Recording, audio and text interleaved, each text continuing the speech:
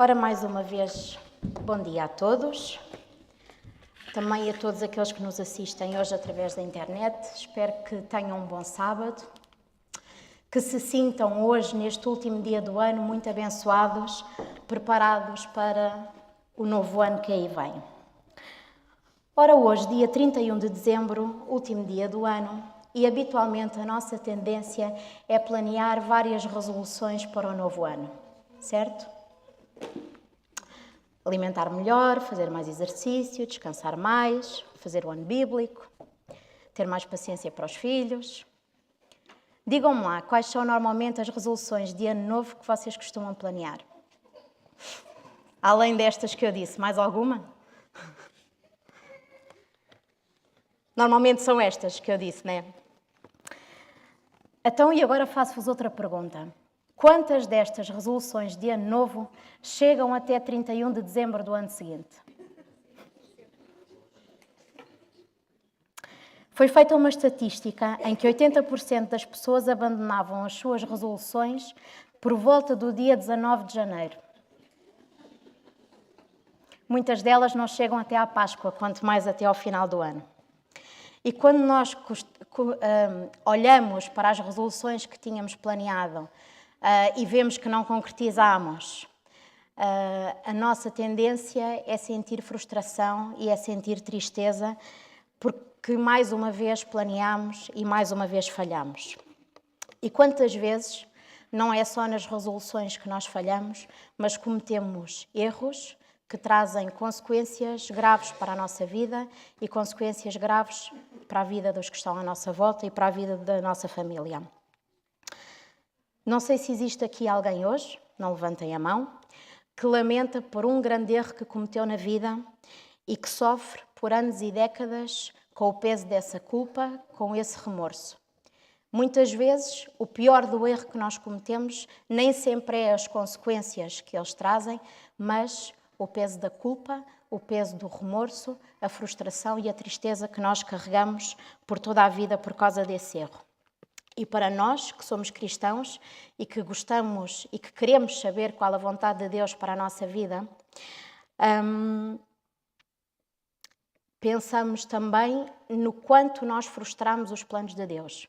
Pensamos naquilo que Deus tinha planeado para a nossa vida, no quanto Deus nos queria abençoar e como nós frustramos esses planos com as nossas decisões e com os nossos erros. E pensamos, Deus tinha planos maravilhosos para a minha vida, mas eu estraguei tudo. Neste contexto, eu gostaria que abríssemos a Bíblia e que lêssemos o texto que se encontra em Êxodo 3, 1 a 12.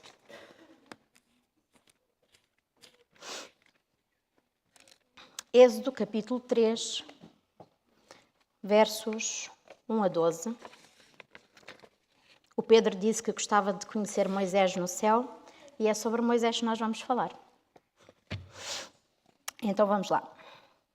E apacentava Moisés o rebanho de Jetro, seu sogro, sacerdote em Midian, e levou o rebanho atrás do deserto e veio ao monte de Deus, a Horebe. E apareceu-lhe o anjo do Senhor em uma chama de fogo, no meio de uma sarça, e olhou, e eis que a sarça ardia no fogo, e a sarça não se consumia. E Moisés disse, agora me virarei para lá, e verei esta grande visão, porque a sarça se não queima. E vendo o Senhor que se virava para lá a ver, bradou Deus a ele do meio da sarça, e disse, Moisés, Moisés. E ele disse, eis-me aqui. E disse, não te chegues para cá, tira os teus sapatos dos teus pés, porque o lugar em que tu estás é terra santa. Disse mais, eu sou o Deus de teu pai, o Deus de Abraão, o Deus de Isaque, o Deus de Jacó. E Moisés encobriu o seu rosto, porque temeu olhar para Deus. E disse o Senhor, tenho visto atentamente a aflição do meu povo que está no Egito, e tenho ouvido o seu clamor por causa dos seus exatores, porque conheci as suas dores. Portanto, desci para livrá-lo da mão dos egípcios e para fazê-lo subir daquela terra a uma terra boa e larga, a uma terra que mana leite e mel, ao lugar do cananeu e do Eteu, e do amorreu, e do ferezeu, e do heveu, e do jebuseu. E agora, eis que o clamor dos filhos de Israel chegou a mim, e tenho visto a opressão com que os egípcios os oprimem. Vem agora, pois, e eu te enviarei a Faraó, para que tires o meu povo, os filhos de Israel, do Egito. Então Moisés disse a Deus: Quem sou eu? Que vá a Faraó e tire do Egito os filhos de Israel. E Deus disse: Certamente eu serei contigo. E isto te será por sinal de que eu te enviei. Quando houveres tirado este povo do Egito, servireis a Deus neste monte. Até este momento, Moisés tinha talvez um conhecimento de Deus que fosse apenas um conhecimento teórico, por ter ouvido falar sobre Deus, por lhe terem ensinado sobre Deus. Mas aqui ele passa a ter um conhecimento espiritual, experimental, porque é a primeira vez que ele tem um encontro com Deus e que Deus se manifesta diretamente a ele. Existem então duas categorias de conhecimento de Deus. Um que é o conhecimento teórico, teológico, por termos lido, por termos ouvido, por termos aprendido sobre Deus, mas aquele que é experimental, quando nós temos uma experiência real e prática com Deus. Ora, Moisés tinha cerca de 120 anos quando morreu, aliás, tinha 120 anos quando morreu, e é curioso que, ao analisarmos a vida de Moisés, podemos dividir a vida de Moisés em blocos de 40 anos. Os primeiros 40 anos, em que ele viveu no palácio do Egito, a ser preparado, lapidado e formatado para ser o próximo faraó, e depois do seu grande erro, põe os pés pelas mãos, mata o Egito, estraga tudo o que Deus tinha planeado para ele e refugia-se no deserto. Passa então 40 anos no deserto, até este episódio, e passa os próximos 40 anos, após libertar o povo, também no deserto, até à sua morte. Mas não é sobre essa parte da história que vamos falar hoje. Vamos falar aqui um pouco sobre este episódio. Moisés passa então 40 anos no deserto, depois de ter fugido do Egito, onde vê a sua vida completamente transformada depois de viver as durezas do deserto, em contraste com a sua vida anterior no palácio, com as regalias, com o ter vivido na corte. Mas a verdade é que Moisés conheceu muito mais de Deus no deserto do que conheceu no palácio. Ele perdeu a polidez toda da corte e ganhou a simplicidade de caráter. E por vezes a nossa vida é assim. Nós aprendemos e conhecemos muito melhor Deus nos desertos da nossa vida do que quando estamos no palácio. E é muito mais efetivo aquilo que Deus faz por nós no deserto e marca-nos mais e marca o nosso relacionamento com Deus muito mais do que quando tudo vai bem. E é por isso que o apóstolo Paulo dizia: em tudo dai graças, até pelos desertos da vida, porque Deus tem uma habilidade especial que mais ninguém tem em transformar o que é mau em bom, em transformar os desertos da nossa vida em oportunidades para nos abençoar e para nos tornar mais fortes.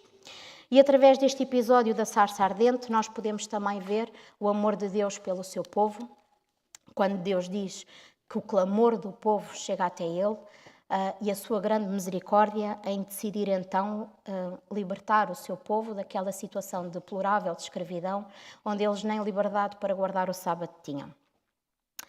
Neste episódio da sarça ardente podemos também tirar aqui 3 grandes lições. A primeira lição: Deus cuida de nós nos momentos de aprovação. E vamos reler aqui o verso 2. E apareceu-lhe o anjo do Senhor em uma chama de fogo, no meio de uma sarça, e olhou, e eis que a sarça ardia no fogo, e a sarça não se consumia. Alguma vez, numa situação de grande tristeza, de grande provação, de grande dificuldade, vocês tiveram a sensação que estavam a arder em dor? Eu vejo alguns a dizer que sim. Pois é, mas Deus não deixa que nós sejamos consumidos. Deus é especialista em transformar o mal em bem, em transformar a provação, a angústia e as dificuldades em bênçãos para a nossa vida. Deus tem o controle de todas as situações da nossa vida, principalmente aquelas que nós achamos que já não temos controle nenhum. Quando nós olhamos para o início da história de Moisés, pouco depois de Moisés nascer, e em que Faraó dá a ordem que todos os meninos fossem mortos, nós podemos pensar: mas como é que Deus permitiu uma coisa destas? Não consigo imaginar a angústia daquelas famílias a verem os seus filhos tirados, bebés, para serem mortos. E se fôssemos ateus, utilizaríamos isto como um argumento para Deus não existir. Não, se Deus existisse, nunca deixaria que isto acontecesse. Pois é, mas foi através desta tragédia, desta grande tragédia, que Deus usou para colocar Moisés no palácio e ser preparado para um dia ser o libertador do seu povo. Foi Deus que trouxe esta provação para o povo? Foi Deus? Não. Mas Deus usou esta situação como uma oportunidade para cumprir o seu plano. Deus também conhece o nosso limite. É outra lição que nós podemos tirar daqui, de que Deus cuida de nós nos momentos de provação. Na Inglaterra do século XIX, a Inglaterra estava a exportar muitos produtos para o exterior, através de navios. E acontecia muito naquela altura, porque os portadores e os comerciantes, na sua ganância, enchiam demasiado os navios ficavam demasiado pesados e acabavam por ter acidentes e acabavam por haver muitos naufrágios. Nesta altura, então, um deputado chamado Samuel Plimsoll, deputado inglês, no Parlamento Britânico sugeriu a criação de uma nova lei que indicava que todos os navios tinham que ter uma linha, na verdade não é bem uma linha, é um círculo com uma linha no meio e depois tem uma escala, e isto é chamada a linha de Plimsoll e que determinava o afundamento do navio com o peso da carga. Eles conseguiam assim ver, pelo afundamento do navio, se ultrapassava em muito aquela linha ou não, se o navio estava demasiado carregado ou não. Portanto, aquele era o limite de afundamento do navio. Assim funcionamos nós temos os nossos limites e Deus conhece o limite de cada um de nós. E o meu limite não é igual ao vosso limite. Por isso é que nós nunca podemos usar a nossa experiência para criticar os outros, para avaliar a vida dos outros, para acharmos que estão errados, para acharmos que não agem da mesma forma que nós e para avaliar e para criticar as mudanças que fizeram ou que não fizeram na vida, porque toda a sua vivência é diferente da nossa. Deus conhece o nosso limite e Deus também garante que nunca virá para nós nenhuma provação maior do que aquela que nós conseguimos suportar.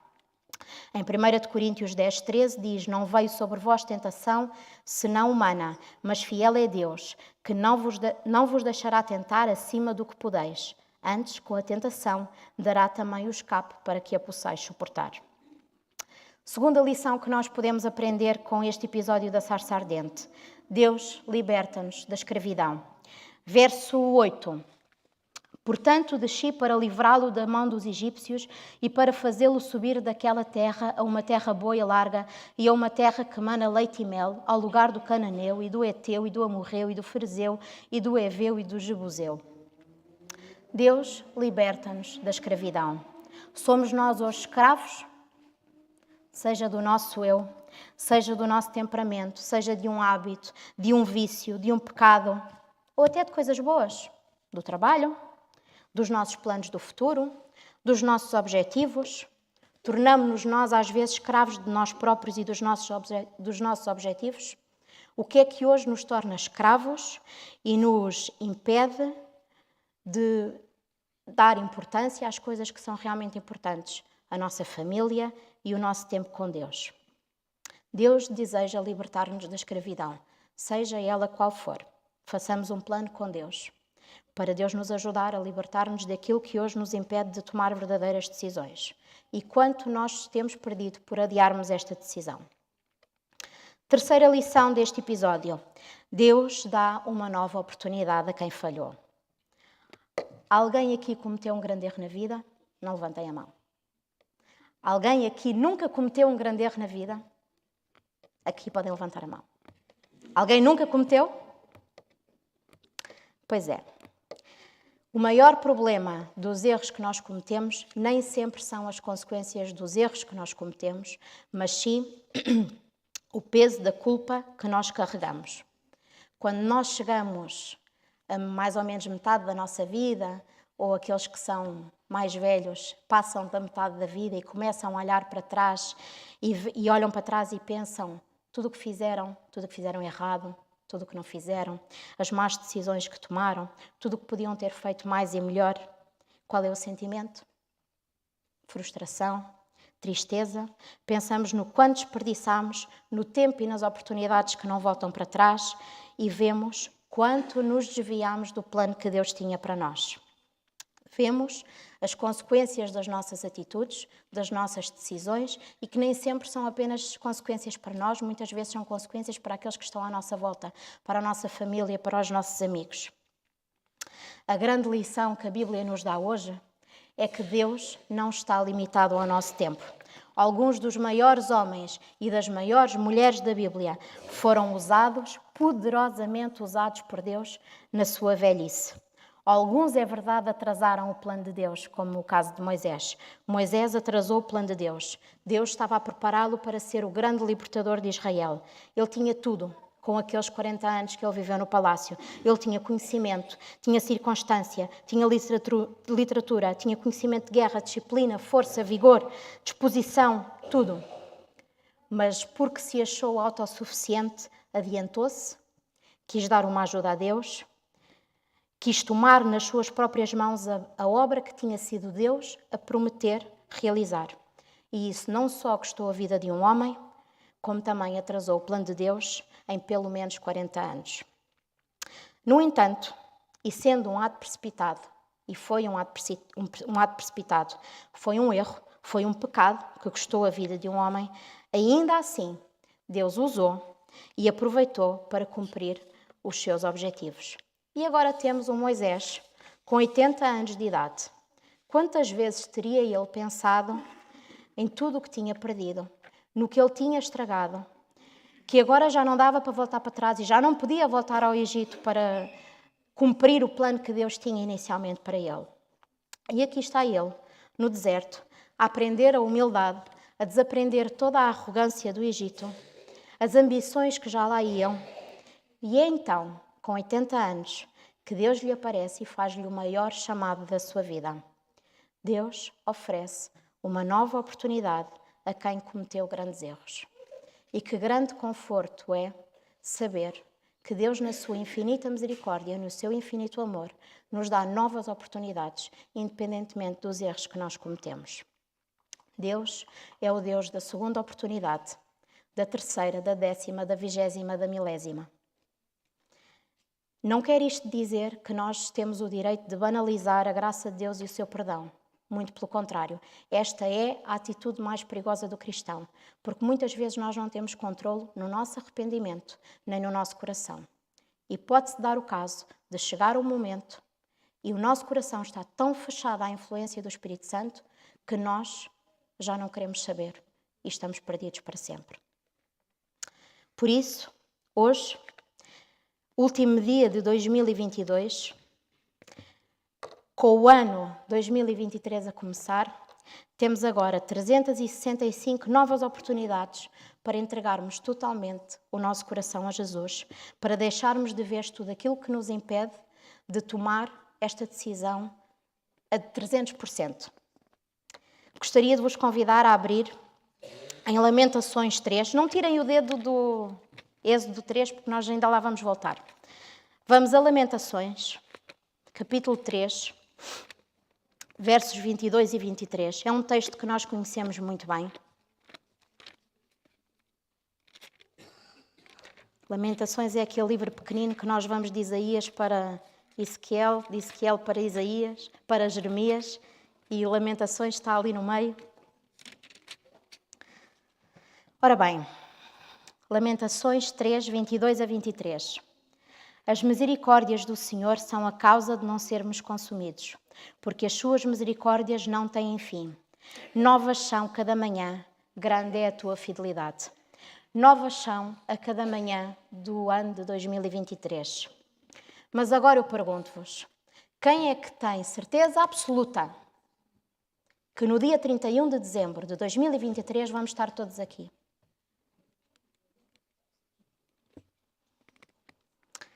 Não sabemos o último dia da nossa vida. Podemos sair daqui hoje, cumprimentamos-nos, desejamos bom sábado, bom ano, adeus. Chegamos ali à rotunda, vem um condutor embriagado e... Para vocês que cá estão, têm 365 novas oportunidades. Para mim, que acabei de ser abalroada ali na rotunda, Acabou-se. Por isso, meus caros, hoje é o dia de tomarmos a decisão. Não sabemos o dia de amanhã. Voltemos então à nossa história de hoje, Êxodo 3, e vamos ver o verso 11.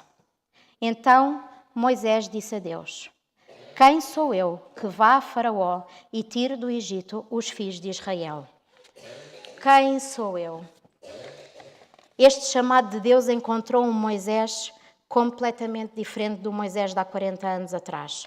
Encontrou um Moisés sem confiança em si próprio, sentia-se vencido, incapaz, insuficiente para uma tarefa tão grande como esta que Deus lhe estava a pedir. Ele reconhece que sozinho não consegue fazer nada e pergunta: quem sou eu? Que é o mesmo que de dizer: Deus, eu não sou nada. E Deus responde-lhe com uma resposta nada direta, porque se ele pergunta quem sou eu, Deus poderia lhe ter respondido: tu és o meu servo, és aquele que eu escolhi para esta tarefa. Mas não é nada disso que Deus lhe responde. Deus lhe responde no verso 12: certamente eu serei contigo. Para a pergunta de Moisés: quem sou eu? Deus responde: eu serei contigo. Porquê? Porque para Deus não importa quem nós somos, não importa o que fizemos, não importa as nossas capacidades, não importa os nossos recursos, não importa as nossas ferramentas, não importa a nossa experiência, não importa. Deus diz-lhe: eu serei contigo. E ao aceitar o chamado de Deus, Moisés colocou-se numa posição em que Deus o poderia capacitar, dando-lhe a força e a eficiência que ele precisava para aquela tarefa. No livro Patriarcas e Profetas, a nossa autora Ellen White, na página 230, diz: por mais humilde que seja a sua posição ou limitada a sua capacidade, o homem que, confiando na força divina, procura efetuar a sua obra com fidelidade, atingirá a verdadeira grandeza. No dia 30 de abril de 1944, durante a Segunda Guerra Mundial, o piloto Ed Norton foi atingido quando sobrevoava no seu avião a cidade de Dunkerque, na França. O mais provável é que ele tinha sido morto neste tiroteio, uma vez que o corpo dele nunca mais foi encontrado. Quando as pessoas foram arrumar os seus pertences, encontraram um papelinho com uma oração que ele tinha escrito à mão. E esta oração ainda hoje serve de inspiração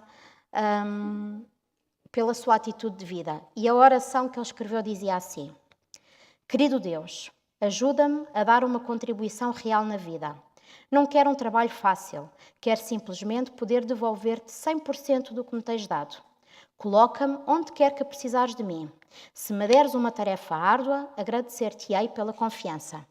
Ajuda-me a lembrar que nunca enfrentarei coisa alguma que tu e eu juntos nunca possamos resolver. Ajuda-me a considerar os problemas como sendo desafios e a compreender que a derrota, oposição e perplexidade não podem ser evitadas. Ajuda-me a ser agradecido por isso. Ajuda-me a ser amável e honesto. Não importa o que façam os outros. Ajuda-me a não enganar. E finalmente, Senhor, se eu estiver totalmente fora de combate e se eu me tornar um desvalido por causa da doença ou da idade, ajuda-me a aceitar isso também. E quando cair a escuridão e a batalha tiver chegado ao fim, não quero falsos elogios na minha partida. Tudo o que quero é saber que sentes que vivi a minha vida até os que nós cometemos. A única limitação de Deus é se nós nos colocamos nas suas mãos ou não, porque Ele não força a sua entrada no nosso coração. Mas nós queremos vencer as provações? Queremos ser mais fortes e melhores nos desertos da nossa vida? Deus oferece-nos isso, apeguemos-nos a Ele. Queremos vencer as tentações e a todas as coisas que nos escravizam? Deus quer libertar-nos, apeguemos-nos a Deus. Queremos ser libertos da culpa, dos traumas do passado, dos erros, das más decisões e dos passos nos nossos maus caminhos? Deus oferece-nos hoje uma nova oportunidade. Quando na vossa mente soar a pergunta: quem sou eu? Que possamos ouvir a resposta pela voz de Deus: eu irei contigo, porque Deus é o Deus das novas oportunidades. Feliz 2023. 365 novas oportunidades para confiar em Deus.